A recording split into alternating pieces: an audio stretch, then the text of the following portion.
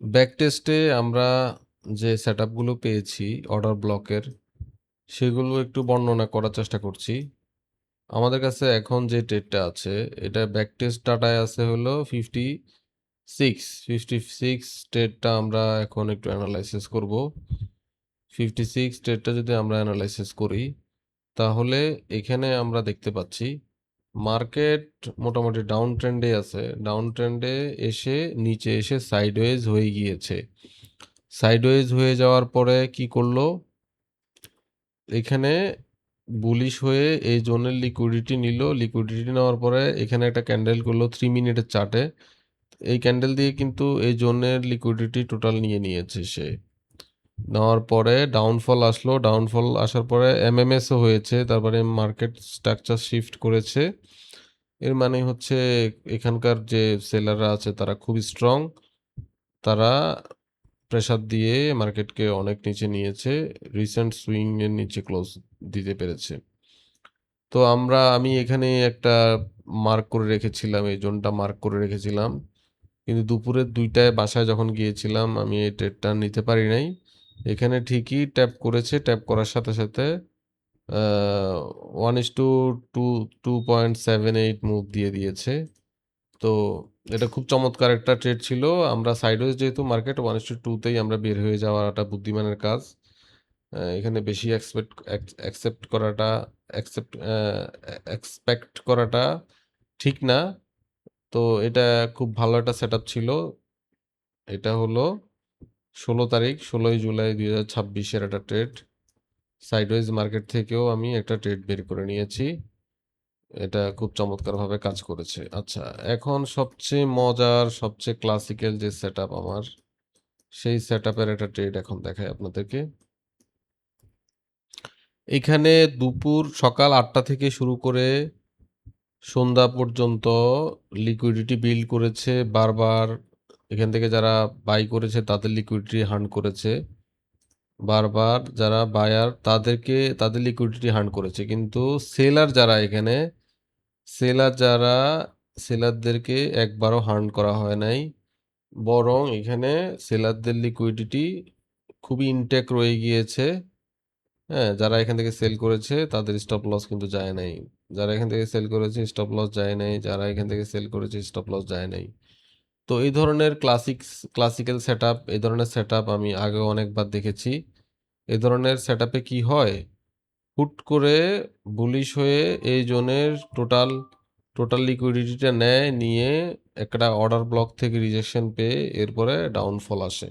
এই ধরনের ট্রেড আমি একটা নিয়েছিলাম আগে। এটা হলো T20 না T20, হ্যাঁ, ট্রেড ওই ডাটাটা ঘাঁটলে আমি পাবো ওই ট্রেডটার মতোই সেম। তো এখানে সমস্যা হচ্ছে আমরা 5 মিনিটে কোনো ক্লিয়ার ওবি পাচ্ছিলাম না। 5 মিনিটে ক্লিয়ার ওবি পাচ্ছিলাম হচ্ছে এখানে একটা ওবির মতো আছে, কিন্তু ওবিটা হুট করেই মিডিকেট করে ফেলেছে। আমি তখন লাইভ মার্কেটে ছিলাম, লিমিট অর্ডার বসানো ছিল না। মিডিকেট করার পরে আমি তো ভাবলাম যে যেহেতু ছোট ওবি এরিয়াটা ছোট, তাই মিডিকেট হয়ে গিয়েছে। পরে আমি এখান থেকে একটা ট্রেড নিয়ে নেই। নেওয়ার পরে স্টপ লস রাখি এই সুইং এর কাছাকাছি। স্বাভাবিক এই সুইং পর্যন্ত এই ধরনের প্রেসার যখন আসে, তখন এ ধরনের প্রেসার দিয়ে যখন লিকুইডিটি হার করে তখন প্রেসারটা কিন্তু অনেক উপর পর্যন্ত যায়। অস্বাভাবিকভাবে ইম্পালস হয়। তাই এসএল একটু বড় রাখা ভালো।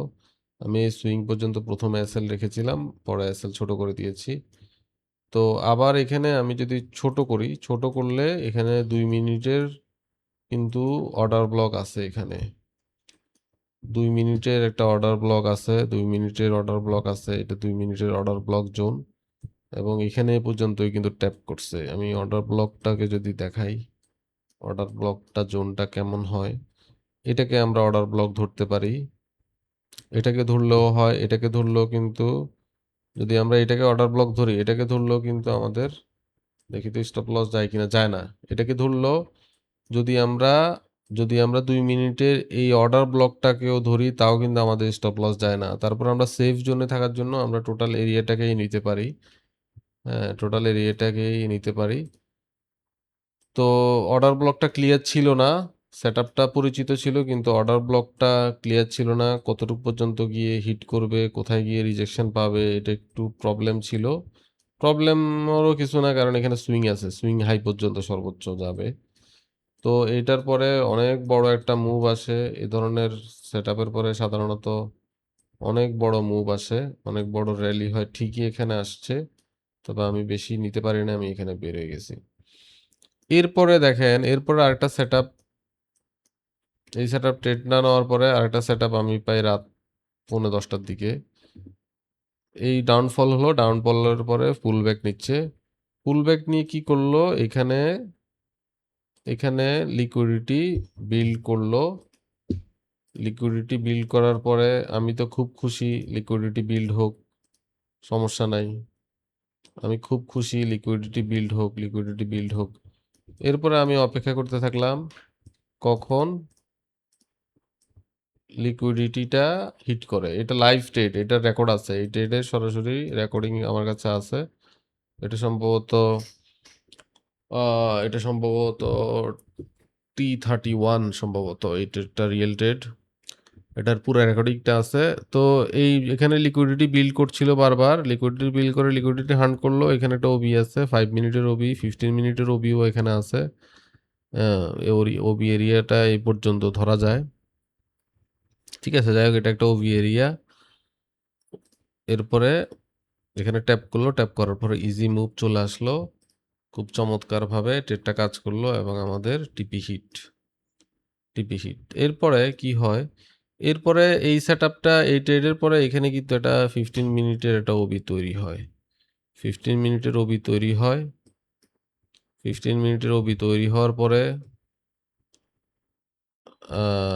15 মিনিটের ওবি তৈরি হওয়ার পরে 17ই জুলাই, অর্থাৎ নতুন একটা দিন শুরু হলো। 17ই জুলাই 9টা 15তে এই ওবিটা ট্যাপ করে, 15 মিনিটের ওবিটা ট্যাপ করে চমৎকারভাবে কাজ করে। যেহেতু এটা হলো নিউ ইয়র্ক এবং লন্ডন সেশনের তৈরি হওয়া ওবি, আর যখন ট্যাপ করছে তখন হলো এশিয়ান সেশন। এখানে লিকুইডিটি কম থাকে, এখানে ভলিউম কম থাকে, তাই স্বাভাবিক এইটা অনেক শক্তিশালী একটা ওবি হিসেবে কাজ করবে, কারণ এখানে 2 সেশনের লিকুইডিটি এখানে ক্রিয়েট হয়েছে।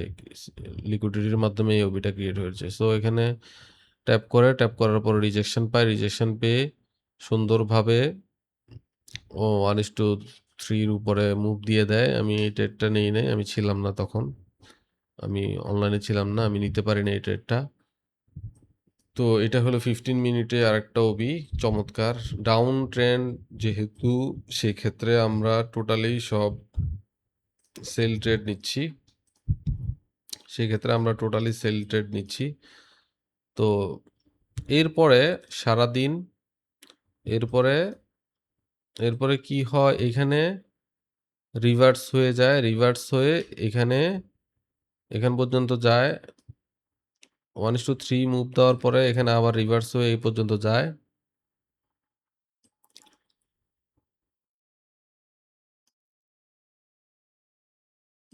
বড় ইম্পালসিভ ক্যান্ডেল হচ্ছে। আচ্ছা, এই পর্যন্ত যায়, যাওয়ার পরে এখানে একটা ওবির মতো করে ডাউনফল আসে। ডাউনফল এসে 12টা থেকে দুপুর 1টার দিক থেকে শুরু করে সারাদিন এখানে সাইডওয়েজ থাকে। সাইডওয়েজ থাকার পরে সারাদিন এখানে সাইডওয়েজ থাকার পরে এখানে ডাউনফল আসে। আমি ভাবছিলাম যে আমি যখন ডাউনফলটা আসলো আমি ভাবলাম যে কিরে, এই লিকুইডিটিগুলো এখানে যে সেলাররা এন্ট্রি নিয়েছে তাদের তো লিকুইডিটি গেল না, এই লিকুইডিটি না নিয়েই এত বড় ডাউনফল চলে আসলো। আমার মনে খটকা লাগছিল। তা আমি চিন্তা করছিলাম যে কখন জানি এটা হার্ন করে। তো কিন্তু যখন এটা ডাউনফল হয়ে গেল, এবং ডাউনফলই হয় নাই শুধু, এখানে ক্যারেক্টার শিফট করেছে, নতুন এমএমএস বা বস হয়েছে, নিচে ক্লোজ দিয়ে দিয়েছে, তখন আমি তো হতাশ হয়ে গেলাম যে মনে হচ্ছে এখানে আর যাবে না। তখন আমি কি করলাম, এখানে ওবি মার্ক করলাম। এখানে আমি ওবি মার্ক করলাম, এটা হলো ডিসকাউন্ট জোন। এখান থেকেও যদি ধরি তাহলে এই ওবিটা হলো, এখানে 2টা ওবি, এখানে একটা ওবি হয় আর 15 মিনিটের ওবি হয় এখানে। ঠিক আছে, 15 মিনিট ওবিটা যদি দেখায় আপনাদেরকে, এই যে 15 মিনিটের ওবি এখানে হয়। যাই হোক, 5 মিনিট আমরা দেখি। তো এটা ডিসকাউন্ট জোনে হয়। এখান থেকে এই লেগটা ধরলেও এটা ডিসকাউন্ট হয়। এখান যদি ধরি তাও এটা ডিসকাউন্ট জোনে হয়। ঠিক আছে? তো আমি ভাবলাম এখানে একটা সেল প্ল্যান করব এখানে যদি আসে। কিন্তু এই ক্যান্ডেলটা কিন্তু এই ক্যান্ডেলটা হঠাৎ করে এত বড় একটা ক্যান্ডেল হলো। আমি তখন চার্টের সামনেই ছিলাম। আমার হাতটা সেল বাটনে ছিল। কিন্তু এই ক্যান্ডেল যখন এত দ্রুত এখানে চলে আসলো, আমি তো বুঝতেছিলাম যে সামথিং রং। সামথিং রং বুঝার কারণে আমি ওয়েট করতেছিলাম। আমি আর সেল বাটনটা চাপি নাই। পরে দেখলাম যে সে বুলিশ হতে থাকে, বুলিশ হতে থাকে, বুলিশ হয়ে এই জোনের টোটাল সেলারদেরকে বের করে দিয়ে এই যে 12:30 এর দিকে ওবিটা তৈরি হয়েছে, এই ওবিতে ট্যাপ করে সে মুভ দিয়ে দেয়। তো এখানে আমরা যদি ওবিতে ট্রেড নিতাম, লিমিট অর্ডার বসায় রাখতাম, তাহলে আমাদের স্টপ লস যেত। কিন্তু আমাদের রুলস হলো গিয়া যখন পুলব্যাক নিতে আস্তে ক্যান্ডেল তৈরি করে যখন ওবির কাছে আসবে তখনই আমরা লিমিট অর্ডার বসাবো, এর আগে না। আগেই বসায় রাখবো না, কারণ মার্কেট মুহূর্তের মধ্যেই চেঞ্জ হয়। যখন কাছাকাছি আসবে তখন আমরা সেল লিমিট অর্ডার বসাবো, তখন হয়তো টুপ করে পড়ে যাবে, এরকম হবে। কিন্তু এখানে সেরকম হয় নাই। এখানে এক ক্যান্ডেলেই একদম এত বড় ইম্পালসিভ ক্যান্ডেল হয়েছে, এটা খুবই অস্বাভাবিক ছিল। যাই হোক, এরপরে কি হলো? তার মানে এটা আমাদের লিমিট অর্ডার বসায় রাখলে এটা আমাদের স্টপ লস যেত। আর আমরা যদি এই ক্লাসিক্যাল প্যাটার্নটা যদি বুঝতাম যে এখানে অ্যাক্টিভ হবে, এটা আমি বুঝি নাই। তাহলে এখানে যদি আমরা একটা ট্রেড নেই, এখানে যদি স্টপ লস হয়, তাহলে এই সাথে মুভ আসছে এই পর্যন্ত 1:5 এর কাছাকাছি মুভ। 1:5 এর কাছাকাছি মুভ দিয়ে দিয়েছে 2-3 ক্যান্ডেলেই। তাহলে কিন্তু আমরা এখান থেকে একটা প্রফিট নিতে পারতাম। এটা T20 এবং T30 র মতো সেইম একটা ট্রেড। এখানে লিকুইডিটি বিল্ড করেছে।